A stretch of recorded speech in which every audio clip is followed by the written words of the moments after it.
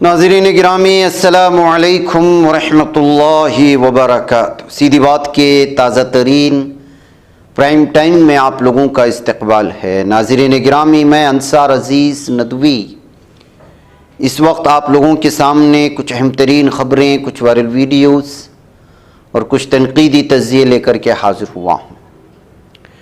नाज़रीन गिरामी, तमहीदी तफसीलात में जाने से पहले आप लोगों से जो दरख्वास्त होती है उस पर तवज्जो करने की अपील करूँगा। नाज़रीन गिरामी, इस वक्त मैं आपके सामने बहुत ही अफसोसनाक ख़बर हम मुस्लिम भाइयों के सामने, उलमाए किराम के लिए, अहले मदारिस के लिए, तबलीग से जुड़े अफराद के लिए, दीन और इस्लाम के सिलसिले में फ़िक्र रखने वालों के लिए ख़बर बड़ी अफसोसनाक है कि मध्य प्रदेश के इंदौर में 30 मुसलमानों के एक ग्रुप ने हिंदू धर्म इख्तियार कर लिया है, यानी कि मुर्तद हो गया है। यहाँ की एक समाजी तंजीम जिसको कहा गया है, ये समाजी है या क्या है बाद में पता चलेगा, लेकिन उसने दावा किया जबकि पुलिस ने बताया कि इस ज़िम्न में अब तक कोई शिकायत उनको मौसूल नहीं हुई। मकामी एक तंजीम है जिसका नाम है साझा संस्कृति मंच। उसके सदर साम पावरी ने नामानिगारों को बताया कि 30 अफराद बशमूल 14 ख़वातीन ने मध्य प्रदेश आज़ादी मजहब एक्ट 2021 की दफ़ात के तहत इस्लाम तर्क करते हुए हिंदू मत को इख्तियार कर लिया। ऐनी शाहिदीन ने बताया कि इन अफराद ने हिंदू रसूम और रिवाज में हिस्सा लिया, जिनमें यहाँ खजराना गणेश मंदिर में मंतर पढ़ना शामिल है। इन अफराद ने मध्य प्रदेश आज़ादी मजहब एक्ट 2021 के तहत ज़िला इंतज़ामिया को एक हलफनामा पेश किया जिसमें दावा किया गया कि वो लोग रज़ाकाराना तौर पर अपना मजहब तब्दील कर रहे हैं। डिप्टी कमिश्नर पुलिस अभिनय विश्वकर्मा ने बताया कि हमें इत्तला मिली है कि 28 अफराद खजराना गणेश मंदिर में रज़ाकाराना तौर पर तब्दीली मजहब के लिए एक रस्म में हिस्सा ले रहे हैं। हमें अभी तक ऐसी कोई शिकायत नहीं मिली कि इन अफराद ने किसी दबाव, असर व रसूख या लालच के तहत अपना मजहब तब्दील किया। तो नाज़रीन गिरामी, आप अंदाज़ा लगा सकते हैं कि इस वक्त अगर किसी लालच के बग़ैर इन्होंने या किसी दबाव के बग़ैर इन्होंने इस्लाम कबूल नहीं किया है तो फिर वजह क्या है कि बैक वक्त 30 अफराद जो है वो इस्लाम कबूल कर, इस्लाम को तर्क करके मुर्तद हो जाएं।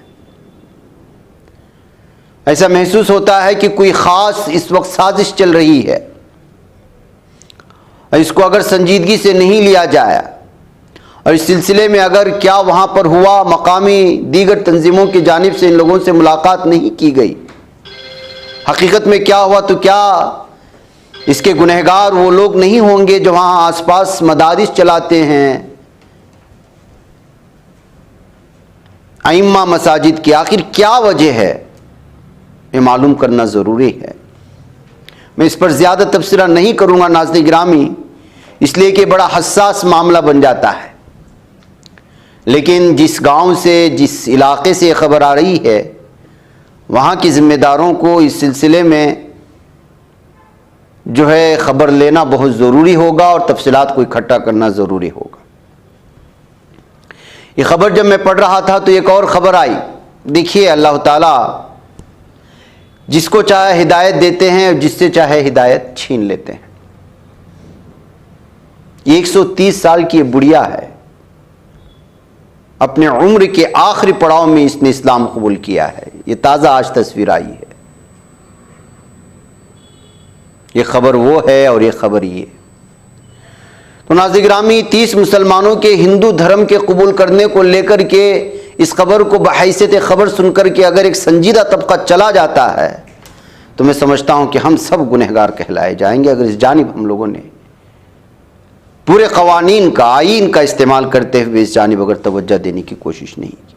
इस्लाम दुश्मनी तो चल रही है, मुसलमानों से दुश्मनी तो चल रही है, नमाजों से दुश्मनी है, रोज़ों से दुश्मनी है, अजानों से दुश्मनी है, लेकिन ये सिलसिला तो पहले से चला आता रहा है। इसी अदावतों, इसी दुश्मनियों में ये इस्लाम का कमल खिलता रहा है। मिसाल के तौर पर एक खबर आती है तुरकाहा विलेज से, उत्तर प्रदेश का कुशीनगर का इलाका है। नमाज पढ़ने की वजह से खुली जगह में नमाजियों को गिरफ्तार कर लिया जाता है। यूपी से आने वाली खबर ये जो है इस वक्त सामने आ रही है, लेकिन ये कोई नई बात नहीं है भारत में इस वक्त। यहां तक कि नमाज में सजदे में रहने वाले कुछ पुलिस अफसर को किस बुरी तरह से लात मार रहा था वो पुलिस अफसर, वो मंजर भी हमने दिल्ली की गलियों से देखा है। लेकिन खबर तो खबर है, आपको पहुंचाना होगा।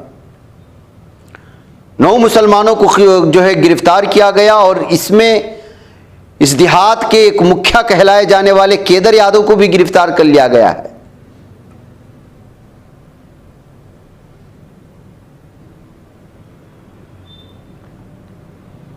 अभी आप बताइए कि अगर आपके पास हुकूमत जगह भी नहीं दे रही है ईदगाह में नमाज पढ़ने के लिए, या ईदगाह का भी इंतजाम नहीं कर रही है,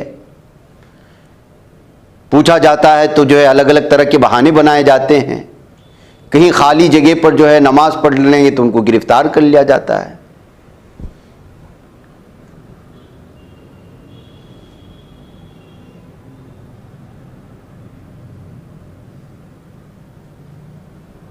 बताया जा रहा है कि जिस जमीन पर नमाज पढ़ी गई वो हिंदू मुसलमानों में इस जगह को लेकर के कुछ तकरार है। इस पर किसी भी तरह की जो है ये करने से रोका गया था और इसमें नमाज पढ़ी गई। अब ये सूरत हाल आई है।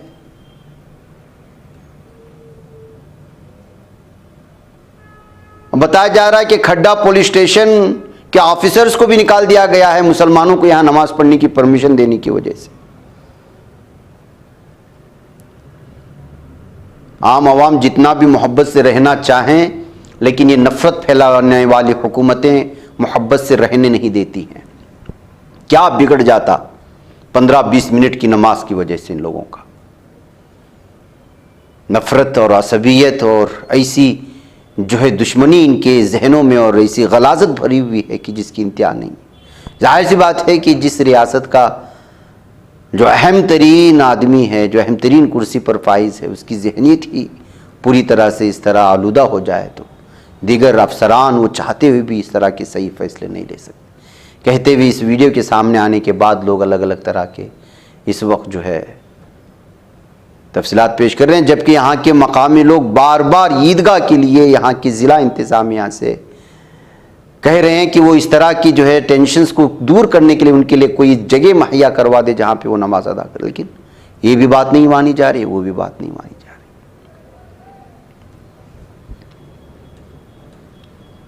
अब देखिए, ये नफरत के पुजारी विश्व हिंदू परिषद, बजरंग दल के गुंडे, पुलिस कह रही है कि जिस देहात में आप बता रहे हैं कि वहां पे कुछ मांस मिला है या जानवर की कुछ बकियाजात मिले हैं, वो गाय के नहीं हैं, लेकिन नफरत फैलाने वाले इन गुंडों को आखिर कौन समझाए। ना इंतजामिया की बात मानते हैं, उनको बस इतना यह है कि मुसलमानों के खिलाफ माहौल बनाने के लिए एक मामूली सा बहाना मिल जाए और रास्तों पर उतर आएं और मुसलमानों के खिलाफ बकवास करने लगें, मुसलमानों के कत्ले आम की धमकियां देने लगे। ये जो इस वक्त देख रहे हैं अलग अलग वीडियोस, ये बजरंग दल के गुंडे जमा हुए हैं, विश्व हिंदू परिषद के गुंडे जमा हुए हैं, रैली निकाल रहे हैं एहतिजाज के नाम पर। क्यों? क्योंकि एक इलाके में, कटंगी नामी इलाके में कुछ चीजें मिल गई थी इन लोगों को। कटंगी के पहाड़ पर गोशनुमा चीजें या जानवर की बकिया चीजें।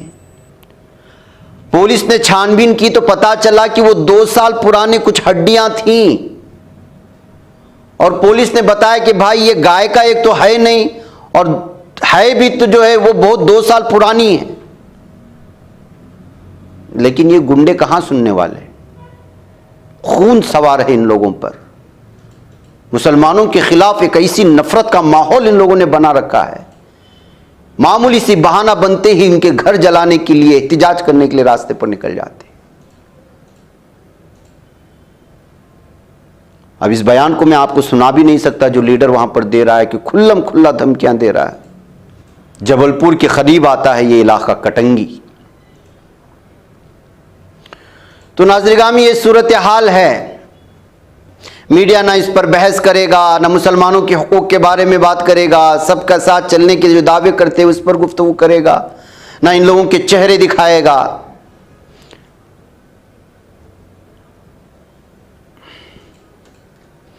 इसमें तो बाकायदा ओपनली इस वक्त जो है आसपास के जबलपुर के लोगों को कत्लेआम करने की धमकी दे रहा है ये लीडर। उसके नताइज निकल करके क्या आ रहे हैं नाज़रीन गिरामी, आप अंदाज़ा लगाएं। मॉब लिंचिंग की सूरत में, और इधर कुछ दिनों से जो सारी चीज़ें सामने आ रहे हैं, हर तरफ गुंडागर्दी है, हर तरफ। या तो गुंडागर्दी है, या तो जराइम है, या तो फिर हादिसात हैं। अब देखिए, साबिर रजा, बिहार के आरा से वीडियो आ रही है। हॉस्पिटल में एक शख्स को ले जाता है इलाज के लिए, हॉस्पिटल के सिक्योरिटी गार्ड्स मिलकर के मार देते हैं। ये देखिए, हॉस्पिटल के सिक्योरिटी गार्ड भी कितनी गुंडागर्दी करते हैं उसकी ये ताज़ा मिसाल है। अभी 2 दिन पहले मैंने हॉस्पिटल के डॉक्टर की एक वीडियो दिखाई थी जिसमें मरीज को मार रहा था। उससे 2 दिन पहले मैंने आपके सामने प्राइम टाइम में एक वीडियो रखी थी जिसमें एक हॉस्पिटल ने 2 दिन की मरी हुई बच्ची को आईसीयू में रख करके गरीब तबके को लूटने की कोशिश कर रहा था। लखनऊ का मामला था, और जो मरीज को मारा जा रहा था वो हरियाणा का था, ये बिहार का है।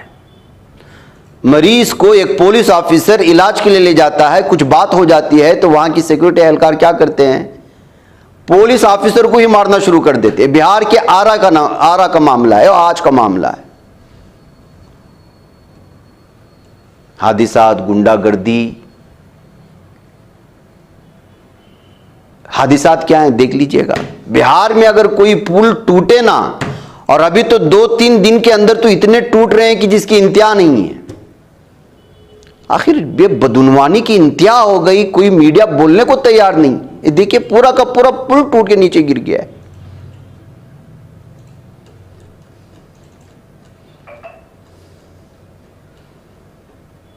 इसके बावजूद बीजेपी अपनी पीठ थपथपाने से बचती नहीं है।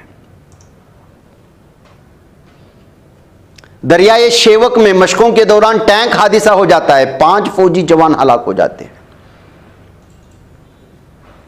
लद्दाख यूनियन टेरेटरी के जिला लेह में जुमा की शब हकीकी कंट्रोल लाइन LAC के करीब दरियाए शेवक में एक टैंक को हादसा पेश आने के नतीजे में 5 फौजी जवान जहां बाग हो गए। कहीं भी मीडिया में इसका तबसरा भी नहीं, एक कम से कम एक एंकर ने इसके बारे में ट्वीट भी नहीं किया है।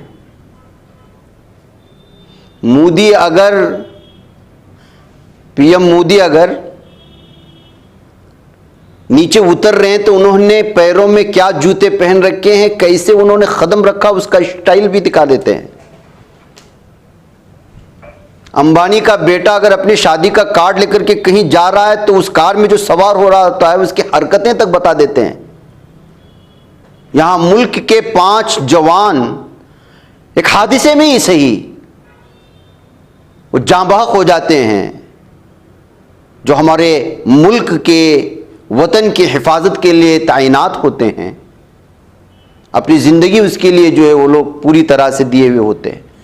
उनकी ज़िंदगी की कोई यहाँ पर जो है वक़ात नहीं है। ऐसा महसूस होता है जब इस तरह की ख़बरें आंकने के बाद, इसमें होने वाली लापरवाही क्यों हुआ, क्या हुआ, किस तरह हुआ, आइंदा जाकर की किस तरह की चीज़ें अपनानी चाहिए, क्या एहतियात बरतना चाहिए, इस पर जब डिबेट नहीं होते तो समझ जाना चाहिए कि फिर जो है हमारे मुल्क की पूरी जो बिसात थी, जो अलग अलग एतबार से बिछाए गए थे, वो सब खत्म हो चुकी। अब बिहार में जो हुआ मामला, ये भूती नदी में पानी की सतह जो बढ़ गई थी, अभी जो आपने देखा है वहां पे पेश हुआ मामला है। शटरिंग पानी के तेज बहाव में बह गया, पुल का ग्रेडर भी गिर गया, सारी चीजें गिर गई। लेकिन गुज़िश्ता कुछ दिनों से जो लगा, ये 5वां पुल है, 4था नहीं, 5वां पुल है, और कोई लंबा अरसा बीता नहीं है। 1 हफ्ते के दरमियान में किसी भी टीवी डिबेट में इस पर कम से कम 1 आधा घंटा बोलते हुए आपने देखा है। कौन था इंजीनियर, क्या था इसमें कोताहियां, कितना बजट इसमें आया, कौन कितना खाया, कौन इंजीनियर था, किस कंपनी को दिया गया था। बरसात की वजह से दिल्ली में और सारी चीजें होने वाले मॉर्निंग प्राइम टाइम में मैंने आपके सामने दिखाया। क्या इस पर कोई कुछ एतराज करते हुए, इस पर ऑब्जेक्शन करते हुए नजर आ रहे थे? यानी मतलब ये है कि आवाम का पैसा जो टैक्स का है मुख्तलिफ नामों से लिया जाता है। अगर आप एक मुतवस्सित तबके का आदमी ये समझ रहा है कि नहीं यार मैं टैक्स अदा नहीं करता, नहीं, आप गलत फहमी में हैं। खते गुर्बत से नीचे जिंदगी गुजारने वाला भी हुकूमत को टैक्स दे रहा है। अगर आप एक कलम खरीद रहे हैं या किसी दुकान में जाकर के चावल खरीद रहे हैं तो उस पर इंपोर्ट एक्सपोर्ट का टैक्स लगता है जो दुकानदार आपसे लेता है। आप किसी राशन की दुकान में जाकर के माहाना राशन लेकर के आ रहे हैं, किसी का 3,000 का हो सकता है, किसी का 7, किसी का 12 फैमिली मेंबर्स के हिसाब से, तो आप साथ में अपनी जीएसटी का, इंपोर्ट एक्सपोर्ट का, न जाने क्या क्या चीजें उसके अंदर हैं, ड्यूटी का, और फिर बहुत सारे टैक्स सब काट करके आपको ले रहा है। वो आप ही से तो अदा होंगे, ये सारी चीजें रास्ते बनेंगे। टैक्स बड़ा आदमी नहीं, टैक्स तो नीचे से लेकर के ऊपर तक, ऊपर के आदमी थोड़े बड़े पैमाने पे अदा करते हैं तो वो सामने आ जाता है, इसलिए कि उन्होंने बैंक में जमाशुदा पूंजी की वजह से आईटी जो है रिटर्न करते हैं, इनकम टैक्स रिटर्न की जो उनके पास सर्टिफिकेट आती है। बस सूरत दीगर अगर आप इस गलत फहमी में है कि नहीं हम टैक्स अदा नहीं कर रहे हैं, ऐसा नहीं है। खते गुर्बत से नीचे यानी झोपड़ पट्टी में रहने वाला भी अगर अपनी बच्ची के लिए किसी दुकान में जाकर के कापी, कलम और दवात खरीदता है तो वो टैक्स अदा कर रहा है। वरना ये टैक्स अदा किए बगैर आपके बस्ती के दुकानों में अवेलेबल नहीं होंगी।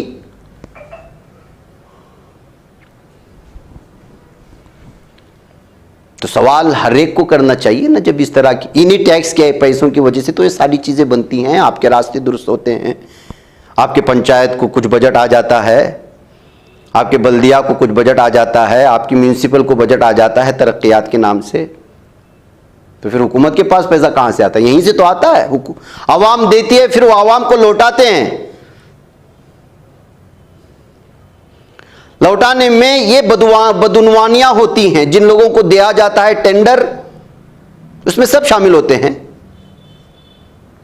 एक टेंडर जब बुलाया जाता है तो कई लोग उस टेंडर में आ जाते हैं। अब जाहिर सी बात है कुछ सियासी लीडरान से तालमेल होता है, बोलते हैं कि भाई हमको ये टेंडर दिलवा दो, हम आपको इतने करोड़ रुपए दे देंगे। और वो सियासी लीडर जो है अंदर से काम करता है और फलां इंजीनियर को दे देता है, फलां कंपनी को दे देता है। अब जाहिर सी बात है कि 100 करोड़ रुपए का टेंडर पास हो रहा है, उसमें 20 करोड़ रुपए खुद सियासी एक लीडर सिर्फ उनको टेंडर देने की वजह से लेकर चला गया है, और बीच में काम करने वाले उसने 5-10 करोड़ रुपए ले लिया, बचे 70 करोड़। और 70 करोड़ में जो है बहुत सारी चीजें इधर की उधर की, उसको खिलाया, इसको खिलाया, उसको खिलाया, और उसमें बचे कुछ 50 करोड़।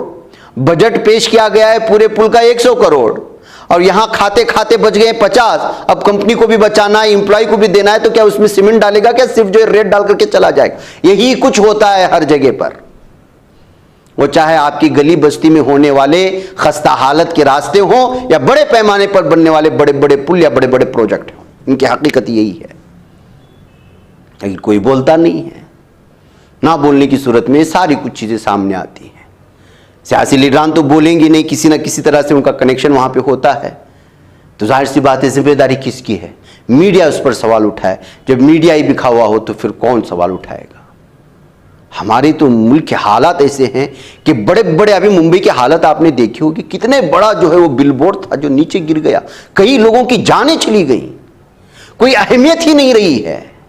और वो इतना बड़ा बिलबोर्ड लगाया गया, उसकी परमिशन तक भी नहीं थी, बल्दिया से परमिशन भी नहीं ली गई थी। ये किस कदर बदउनवानी होती है। मतलब ये कि हमको लोगों की जानों की कोई परवाह नहीं। आप रास्ते से जाते हुए जो है किसी, अब देखिए गंगा का ये हालत देखिए आप, बहने वाले, ये ताज़ा तस्वीरें हैं जो आपके सामने नहीं लाई जा रही हैं। सोशल मीडिया का भला हो कि इसकी वजह से सारी चीजें सामने आ रही हैं। देखिए बाढ़ आया हुआ है हरिद्वार की गंगा में, जो वहां की स्मशान से लगा हुआ है, कितनी कारें बह रही हैं। अगर पानी के जाने की नक्काशी सही होती तो नाज़रीन गिरामी, ये सूरत हाल है इस वक्त हमारे भारत की। और मसला ये है कि जो इस पर सवालात नहीं उठ रहे हैं। सवालात किस पर उठा रहे हैं? असुद्दीन ओवैसी ने जय फिलिस्तीन क्यों कहा, अल्लाह अकबर के नारे क्यों लगाए गए, जय श्री राम के नारे उसके बदले में क्यों आए, हिंदू राष्ट्र क्यों कहा गया, नीट पर्ची की लीक के सिलसिले में राहुल गांधी ने बात नहीं की तो क्यों उसका माइक बंद कर दिया गया। इस पर सुबह से शाम तक डिबेट हो रहे हैं। आम आवाम के मसाइल पर कोई बोलने को तैयार नहीं है। नाज़रीन गिरामी, यमन की मुसल्लह अफवाज ने ऐलान किया कि उन्होंने बहरे अहमर और बहरे रूम में 4 बहरी जहाज़ों को निशाना बनाया, जिनमें से एक अमरीकी और बाकी 3 इस्राएली बंदरगाहों तक रसाई पर पाबंदी की खिलाफवर्जी के मुर्तकिब हो रहे थे। यमनी अफवाज के फौजी तर्जुमान याह्या सरी ने एक बयान में कहा कि इस ग्रोह से वाबस्ता मुसल्लह अफवाज ने बहरे रूम में तेल के जहाज वॉलर की मुतअद्दिद ड्रोनों से निशाना बनाया। इस जहाज पर उस वक्त हमला किया गया जब वो नामनिहाद सेहनी रियासत के हैफा बंदरगाह की तरफ जा रहा था। सरी ने मजीद कहा कि कार्रवाई इराक में इस्लामी मुजाहमत ग्रुप के ताउन से की गई थी, लेकिन उन्होंने इस हदफ या इस जहाज की मिल्कियत रखने वाले फरीक की वजाहत नहीं की है। तो मतलब यह है नाज़रीन गिरामी कि लगातार यमनी फोर्सेस जो है इस वक्त इसराइल के जहाज़ों और दुश्मन ममालिक के जहाज़ों के पीछे लगी हुई है और लगातार उनको नुकसान पहुंचा रही है। उधर जालिम दहशतगर्द सेहूनी दरिंदों की तरफ से गजा में नस्ल कुशी की इंतहा हो रही है। इस कदर इंतहा कि अभी 24 घंटों के मजीद जो है हमलों में 40 फिलिस्तीनियों की शहादत की खबरें आ रही हैं और 224 मुसलमान जख्मी हो चुके हैं। नाज़रीन गिरामी, अब इस सिलसिले में मैं क्या बयां करूं, आपकी वहाँ की तस्वीर क्या दिखाऊं, बच्चों के वो जिस्म की छलनी होने वाले और जिस्म से अलग होने वाले लोटों को क्या बताऊं। अब पहले जो बिल्डिंगें थी, बड़ी बड़ी मजबूत जो बिल्डिंगें बनी हुई थी, उस पर बम बरसा था। अब तो बराह रास्त कैंपों पर जो है वो बम बरसा रहा है। बहुत ही ख़तरनाक, भयानक और इस कदर भयानक तस्वीरें और इस कदर भयानक जो है इस वक्त वीडियोस आ रही हैं हर दिन निकलते हुए कि जो है जिसका बयां करना बड़ा मुश्किल है। देखना एक इंसान के लिए हैवानियत की, दरिंदगी की सारी हदें इस वक्त पार हो रही हैं। क़यामत से पहले क़यामत का मंजर है नाज़रीन गिरामी। पूरी चीज़ों में जो है यार 40,000 के करीब इस वक्त शहादतों की तादाद पहुँची, 90,000 के करीब लोग इस वक्त ज़ख्मी हो चुके। नाज़रीन मुझे इजाज़त दें। अस्सलामु अलैकुम रहमतुल्लाहि व बरकातहू। बच पाता है कोई सहाफ़ी की निगाहों से, मिलाता है ये लोगों को मोहब्बत की पनाहों से।